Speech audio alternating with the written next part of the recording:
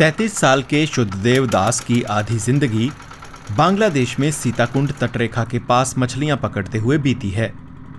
लेकिन हाल में उन्होंने समुद्री इकोसिस्टम में एक संकटग्रस्त बदलाव पर गौर किया।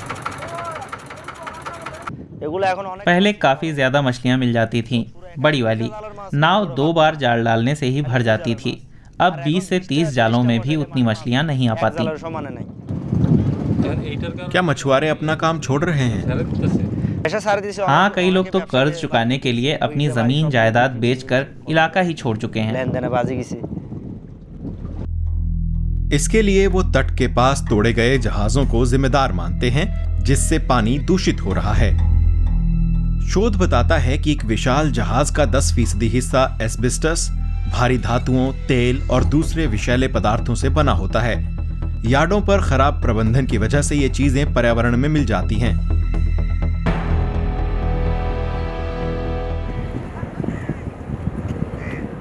चटगांव बांग्लादेश का दूसरा सबसे बड़ा शहर है। इस बंदरगाह के पूर्वोत्तर हिस्से में 20 किलोमीटर के दायरे में 40 शिप ब्रेकिंग यार्ड बने हैं।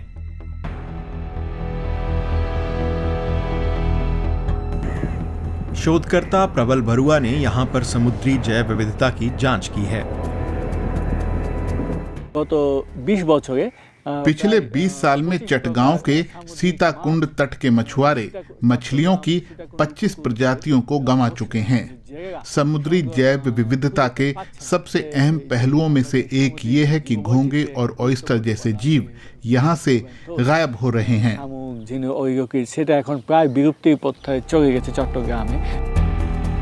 सीताकुंड कस्बे में शिपयार्ड के पास एक मझे हुए शिपब्रेकर अपना अनुभव साझा करना चाहते हैं, लेकिन पहचान छिपाकर।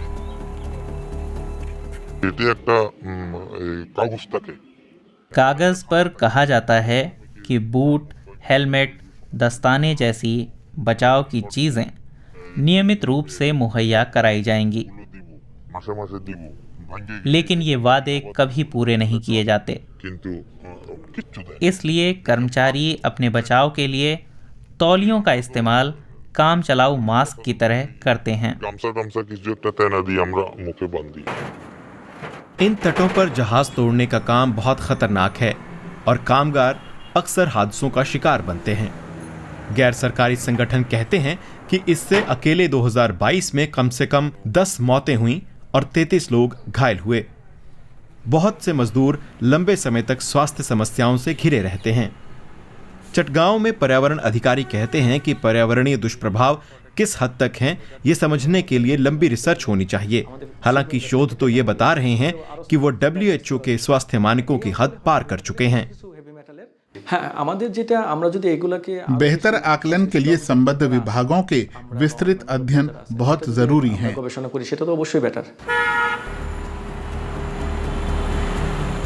जहाज तोड़ने से इंसानी सेहत को होने वाले नुकसान पर सरकार ठीक से ध्यान नहीं दे रही, ऐसा मानना है पर्यावरण वकील और एक्टिविस्ट सैयदा रिजवाना हसन का। दरिद्र মানুষকে আপনি জাহাজ ভাঙা শিল্পে কি দিচ্ছেন? কর্মসংস্থান না, আপনি তাকে অ্যাসবেস্টোসিস ডিজিজ দিচ্ছেন। गरीबी की मार झेल रहे लोगों को शिप ब्रेकिंग इंडस्ट्री रोजगार नहीं दे रही है, बल्कि एस्बेस्टोसिस और कैंसर जैसी बीमारियां दे रही है। पर्यावरण विभाग के निरीक्षण व्यर्थ हैं। वो उपकरणों की कमी का रोना रोते हैं और जहाज को ये कहकर छोड़ देते हैं कि मलबे के अलावा कोई और कूड़ा उसमें नहीं मिला। लेकिन अंतर्राष्ट्रीय और स्थानीय कानूनों के लिहाज से समस्या तो उसी मलबे की है। ऐसे निरीक्षण किसी काम के नहीं हैं।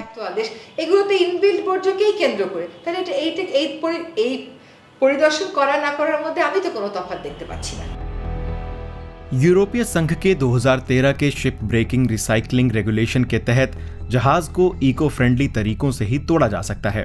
यूरोपीय जहाजों को स्वीकृत यार्डों से बाहर तोड़ने की अनुमति नहीं है। इसके बावजूद ये जहाज अक्सर दक्षिण एशियाई यार्डों में तोड़े जाते हैं। इस तरह थर्ड पार्टी सेल्स और झंडों में बदलाव के जरिए नियम तोड़े मरोड़े जाते हैं। DWO को हाल में मिले दस्तावेजों में स्वामित्व की आधी अधूरी जानकारी मिली और कानून पर अमल की चुनौतियां भी सामने आईं। बात यह है कि बहुत सी शिपिंग कंपनियां अमीर देशों में स्थित हैं, जैसे कि यूरोप में, जहां से वो जहाजों को तोड़ने के लिए गैर कानूनी रूप से दक्षिण एशिया रवाना करती हैं। इसके लिए गलत तथ्य दिए जाते हैं, आखिरी गंतव्य को लेकर झूठ बोला जाता है ताकि जहाज पकड़ा ना जाए। इस बारे में पूछे जाने पर यूरोपीय आयोग ने कानून पर और मजबूती से अमल की जरूरत स्वीकार की, लेकिन कहा कि यूरोपीय संघ के कानूनों पर उचित अमल की जिम्मेदारी सदस्य देशों की कानूनी एजेंसियों और अदालतों की है। शिप ब्रेकिंग इंडस्ट्री बांग्लादेश की अर्थव्यवस्था के लिए काफी अहम है। इससे उसे स्टील मिलता है और नौकरियां भी। बांग्लादेश ने सेफ शिप रिसाइकलिंग पर हांगकांग संधि को हाल ही में मंजूरी दी है। ऐसा करने वाला वो दक्षिण एशिया में भारत के बाद दूसरा देश है।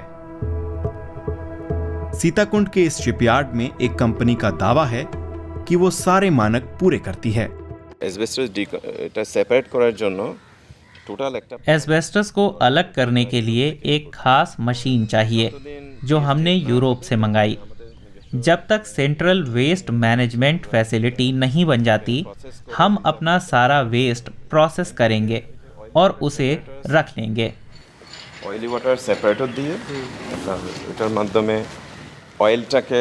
ये ऑयल वाटर सेपरेटर है। ये तेल को पानी से अलग कर इस टैंक में भरता है। पानी समंदर में बहा दिया जाता है। तट पर आ लगे जहाज की आंशिक मदद के लिए शिपयार्ड में कंक्रीट की बनी एक बीचिंग सतह है। उधर ढाका में पर्यावरण activist Syeda Hasan Hong Kong convention के तहत बीचिंग के किसी भी प्रावधान से खुश नहीं हैं। उनके मुताबिक ये ग्रीन वॉशिंग है, यानी सिर्फ दिखावा है। नॉर्वे समेत कई देशों ने बांग्लादेश पर हांगकांग संधि पर दस्तखत करने का दबाव डाला था। उसमें बीचिंग की इजाजत है, लेकिन क्या नॉर्वे अपनी सीमाओं में ऐसा होने देगा? बांग्लादेशी सरकार को यूरोपीय मानकों पर टिके रहना चाहिए। कुछ मामलों में भेदभाव स्वीकार्य नहीं है। स्टैंडर्ड डिफरेंट करते पारेन ना। पुराने जहाजों को रिसाइकल कर कबाड़ में बेचने से बेशक अच्छी आय होगी, लेकिन इसका मतलब दक्षिण एशिया के तटों पर जहाजों की भरमार रहेगी। बांग्लादेश में पर्यावरणीय नुकसानों से वाकई निपटना है तो ठोस अंतर्राष्ट्रीय कानून बहुत जरूरी हैं।